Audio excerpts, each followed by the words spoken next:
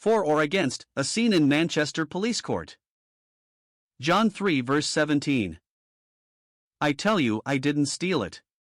I bought it, he kept on repeating, till at last the magistrates were obliged to silence him. It appeared that Kelly was arrested on the charge of stealing a watch. There was no doubt that the watch had been stolen and found in his possession, which was sufficient in the opinion of both policemen and magistrates to convict him.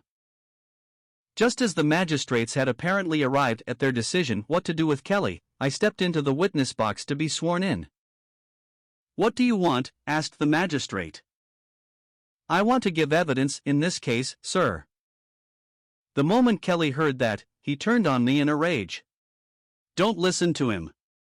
He knows nothing about it. He has only gone into the box to tell a lot of lies. He wants to make it hot for me. It was almost useless my telling Kelly to keep quiet and listen. He seemed to think, because I was in police sergeant's uniform, that I was bound to be against him.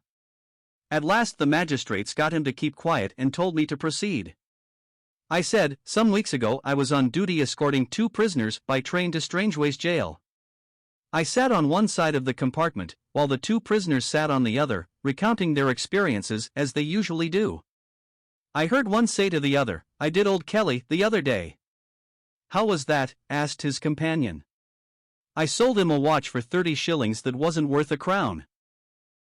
What a change on the faces of all in court. As for Kelly, he looked as if he could have kissed me.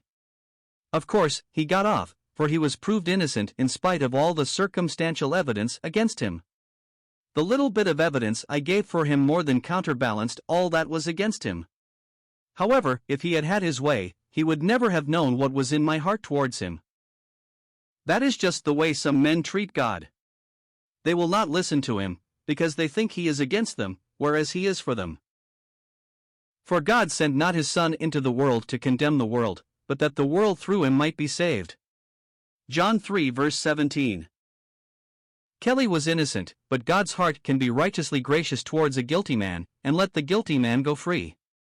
That is more than any court of justice can do without sacrificing its name and character. God, however, can be a just God and a Savior, Isaiah 45 verse 21, at one and the same time. He can be just, and the justifier of him which believeth in Jesus, Romans 3 verse 26. He can justify the ungodly.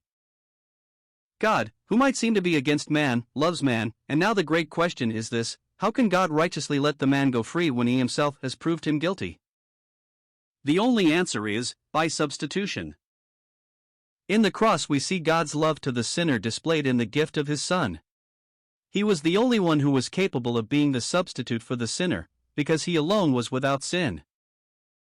He bore the sinner's sins, 1 Peter 2 verse 24, suffered for sins, 1 Peter 3 verse 18, died for the ungodly.